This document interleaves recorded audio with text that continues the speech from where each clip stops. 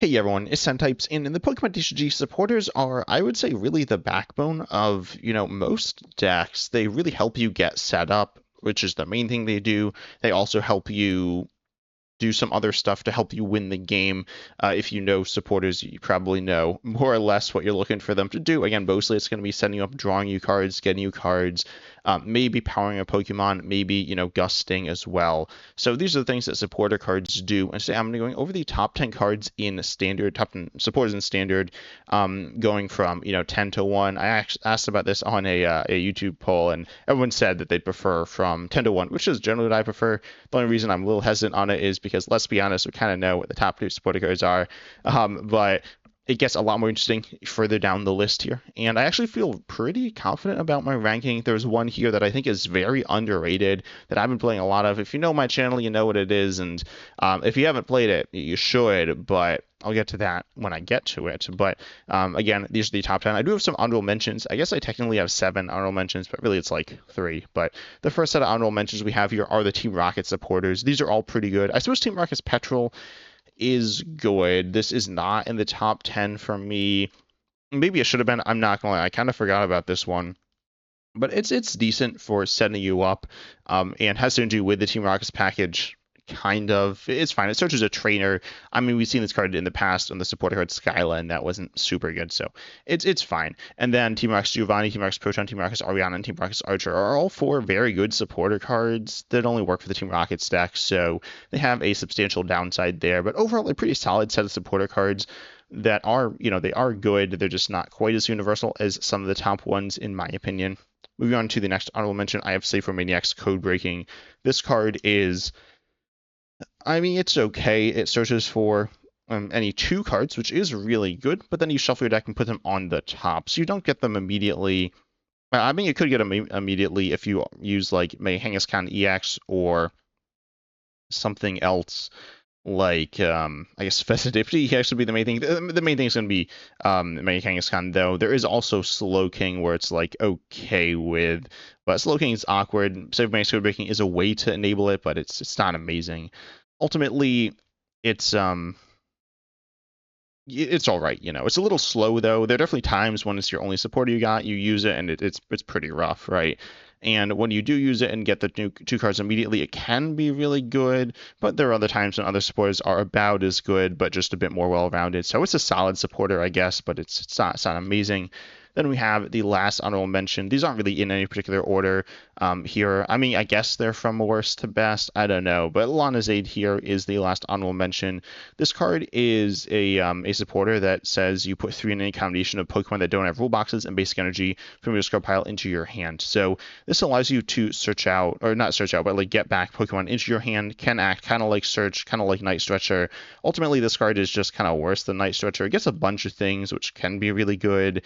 Looking at this maybe with, well, let's see, probably some Meganium stuff and some single price stuff as well. It's a decent supporter card, not bad at all, but a little, I mean, ultimately just getting back down to Lost Pokemon, it makes it a bit limited, and generally this is something that items are going to be doing more so. When you're looking at the role of supporters, you're looking at for mostly drawing cards, gusting, maybe some big energy acceleration, and then with items, you're looking for those cards to generally cover recovery, and then also a lot of times Pokemon search there. So supporters that kind of cover the ground that normally is going to be covered by items are generally not going to be as good there. Then we have the number 10 card here. This is Hilda. I think Hilda is okay. I'm allowing you to search for an evolution Pokemon in an energy card, reveal it, put into your hand. This card is, it's one of the Pokemon search supporters. We'll see a handful of these on the list, and that is fine, but it's the nichest of them because it searches an evolution Pokemon, and so it can't give you basics, and getting evolutions is like fine. Sometimes it's really good. Sometimes you have a really good evolution, or like a decent one like Dracloak to Dunsparce. And then obviously you could have your main attacker as an evolution as well. But even with all those, getting a basic is still important. So it's just not as versatile as a lot of other ones. And then you get any energy card. This is where it shines, I guess, getting any energy, including special energies. The other special energy search card is closest Tenacity, where with that card, the other side is a supporter. Or sorry, the other side card type of card, you get a Stadium, which is like pretty niche usually. Hilda is honestly pretty like solid for getting special energies. but getting special energies, it's just okay. I mean, looking at decks that play it, we have Alakazam, where the special energy is like fine. I mean, it's kind of good. And Kenzie and Dax running Neo Upper Energy, which is a 1 of, so that is good, but Neo Upper Energy is not super good right now. And then you can also play it in a deck running like Crustler or something where you are running a bunch of special energies where it can do something and you like have some evolutions, but it's not that good in the deck, to be honest. It's like okay, but it's okay. It's legitimately pretty all right in a decent variety of decks. It's not really a standout card, but it's an all right supporter here. I could see this one getting swapped down with some of the lower ones, but it's pretty decent. Then we have the next supporter. I'd say this is the last one of this tier, but this one's pretty different. This is Wally's Compassion, a big healing supporter, healing all damage from one of your megas, then you return all energy from that Pokemon to your hand. This can obviously heal a lot of damage there, which is really nice, and we see this paired with some megas specifically. I'm looking at it mostly with Mega Lopunny, but we see it with Mega Starmie. Yeah, that's pretty there as well. It could be used in Mega Lucario, Mega Greninja. Ultimately, you're looking at like these cheap evolution megas, which are kind of mediocre, to be honest. Like they're not bad, but they're not all that either. So it's a pretty decent card for healing. Generally, cards like this, we see them from time to time, and they're okay. And this one's okay. When they're good, they're amazing, just like completely dominating in games. But sometimes if you're getting one shot or your opponent's going around your mega, then this card's doing a whole lot of nothing. So it either feels like the best or the worst card in your deck a lot of the times, which makes it a little hard to rank because it is pretty swingy there. But it's pretty solid, definitely worth running. Also, it obviously only works in mega decks, and these mega decks are okay returning the energy. So Wally's Compassion is definitely an all right supporter here. Again, sometimes really good, sometimes not so good. And this is the last card in this tier of, I guess I'd say, like C tier supporters, maybe where I'd put them in. I don't know. Like saying all the other cards supporters in the game are like D tier feels kind of low. C tier seems like a dig, so probably B tier feels better to say, but. As you'll see, the tiers are a bit more defined as we go up here. But then we have Cyrano, the next supporter. This is one of the Pokemon search supporters. I'll just give the next 3 while I'm here.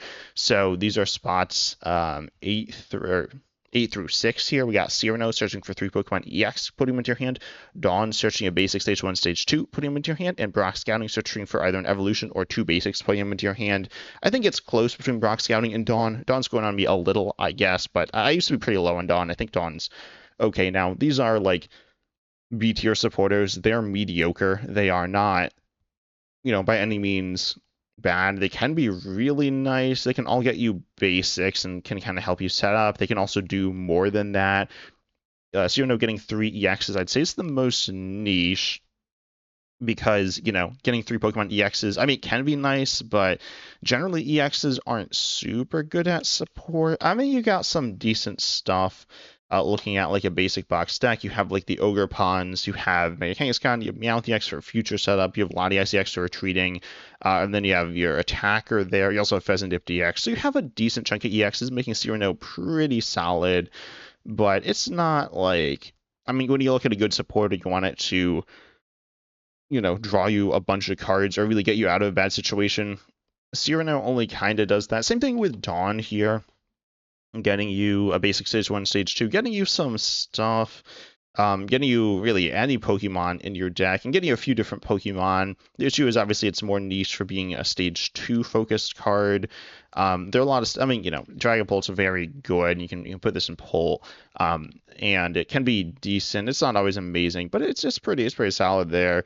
Getting you obviously a stage 2, your main Pokemon. Getting you a stage 1, which is going to draw some cards in a basic, which you just have so many of. Getting a basic is essentially always useful there. So Dawn is pretty solid, a bit more well-rounded than Cyrano in my opinion. We even see decks that don't run stage 2s. I definitely don't think it's really worth running there, but you sometimes see that. And then we look at the third one, Brock Scouting here, getting 2 basics on evolution. This one does get you the least amount of cards, but I do feel like getting 2 basics is just very good. For a while, this was my favorite supporter in the game, or the supporter I thought was the best outside of the top setup supporter, but it's since fallen a little bit for me there. It's definitely decent in terms of allowing you to just get stuff you want. It's not super fast. This one is probably the closest to an item power level, which feels kind of bad, but it's all right. It's definitely better than an item. It's kind of like Ultra Ball, but you can get more stuff. You don't lose stuff, so it's all right. And definitely very versatile here, which I do like. I could see honestly these in any order, but I do think this is the order that obviously it's the order I put them in. Then we see the next supporter, which is Explorer's Guidance. This is supporter 5, in my opinion. Going into in my opinion, the next tier in B tier or in A tier here, Explorer's Guidance, in my opinion, is maybe the most underrated card in Standard right now. I mean, I just don't really see this card played very much, and it's really solid here. It is a little tricky-ish to play, but it's not like crazy tricky. I mean, I'm like a solid player, but I'm not like the best player around. I'm not gonna sit here and lie about that. If you see my content, you know that I'm solid, and I know a lot about different cards. And if you haven't seen my content, you should subscribe so you don't miss that stuff. But like this is a card I feel like a lot of people just don't really know about. It's kind of flown under the radar. Used to be big with like ancient stuff, and then that stuff rotated mostly. So Explorer's Guidance here, if you don't know what it does, it is an ancient supporter, which doesn't really matter, but then you look at the top 6 cards of your deck, put 2 into your hand, discard the others. Discarding random, or essentially random cards from your deck can be kind of bad, but you never have to discard a specific card, really. Though there are definitely times when playing this, you discard something you want to have.